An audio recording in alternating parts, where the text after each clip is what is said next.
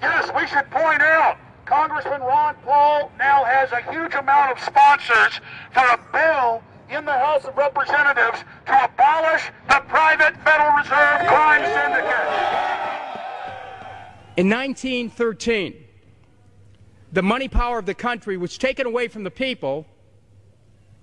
By constitutional privilege, it belongs with the Congress, but it was given up in the Federal Reserve Act. The Federal Reserve is no more federal than Federal Express, but yet it has the power to determine the direction of use of money in our economy.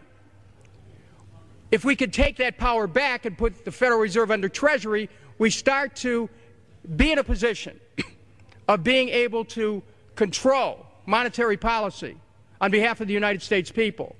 The Federal Reserve is totally private, and Alan Greenspan 2 weeks ago on PBS on Lair NewsHour said on record that they are above the law, the Congress, the President, everyone.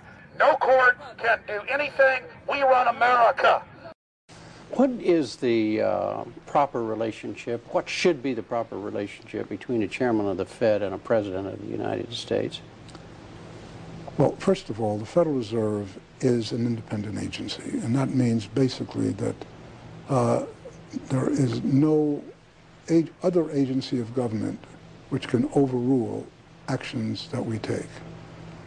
So long as that is in place and there is no evidence that the administration or the Congress or anybody else is requesting that we do things other than what we think is the appropriate thing, then what the relationships are don't frankly matter. Notice what Greenspan is saying. Greenspan is saying the Federal Reserve is beyond the law. And in reality, they are in practice beyond the law. Nobody, as far as I know, has ever audited the Federal Reserve. One of the first things we ought to do when we nationalize the Fed is go in there and find out the audit. Who stole money? Who engaged in corruption? There's a whole series of people going back to Volcker, to Greenspan, to Bernanke, and so forth. Think of the arrogance of private group of banks that have bankrupted the nation by design so they can repo the country.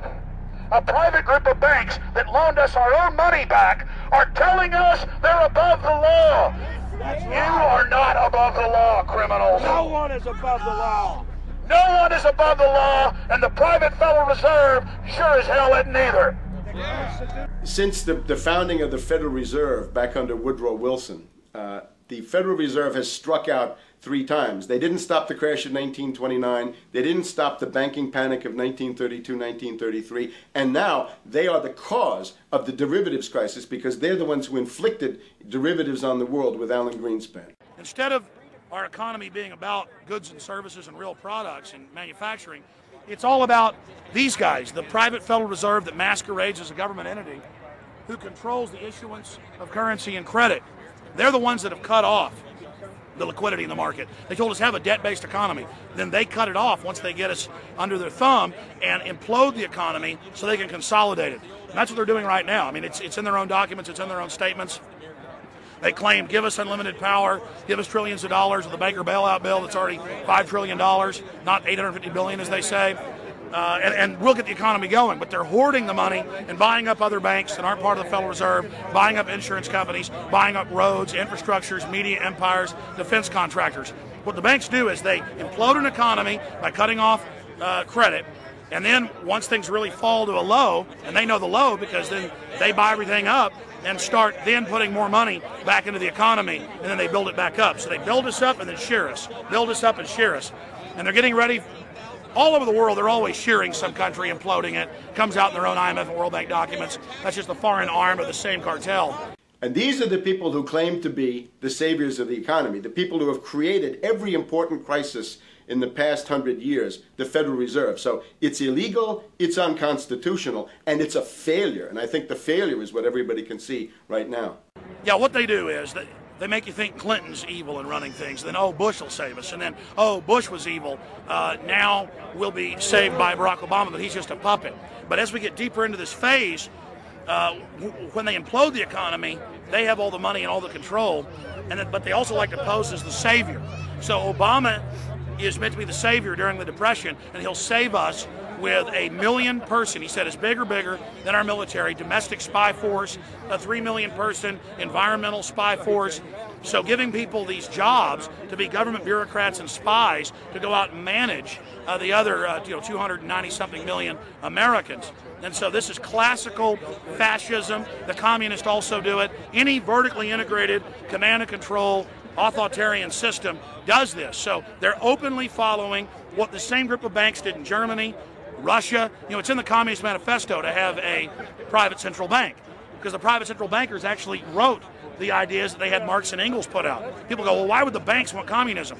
It doesn't exist. They rape us, they consolidate us, they put us into work brigades, they make us slaves, and they say it's a people's paradise. Look at it, boy, you're really doing good. And then they transfer all the wealth of the nation offshore. The globalists are outside all the nations. That gives them safety, and they play countries off against each other. And so that's what we're facing and dealing with. And so they're bringing in classical, hardcore tyranny in the U.S., but we have the internet.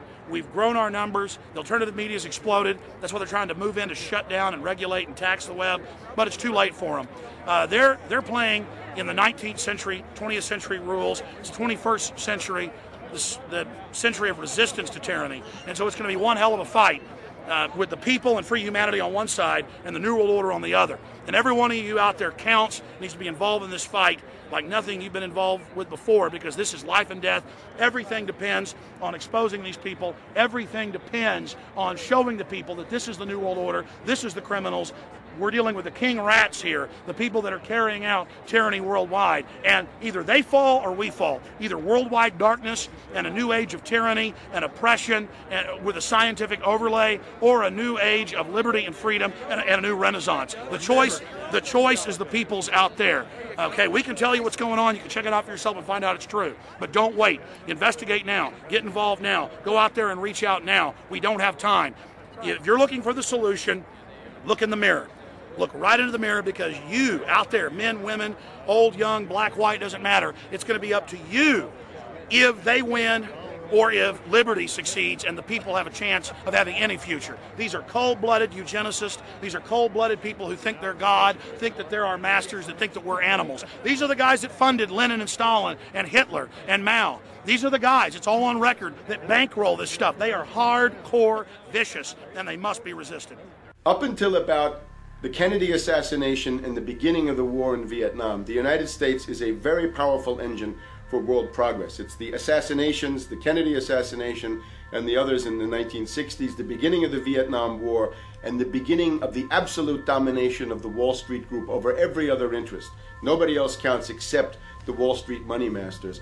That has now made the United States into no longer a force for progress, but something very different, often a force for destruction in the world. That doesn't need to remain that way.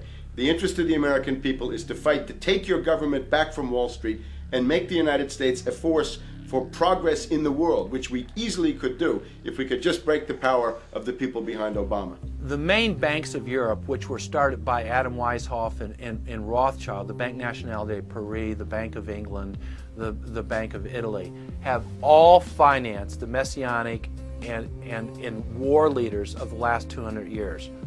Napoleon, Lenin, Stalin. They backed Adolf Hitler. They backed Franklin Delano Roosevelt. And they are backing right now Barack Obama. The banking cartel had established a beachhead in 1913 through the Federal Reserve Act. In 1947, they set up a parallel shadow government through the National Security Act.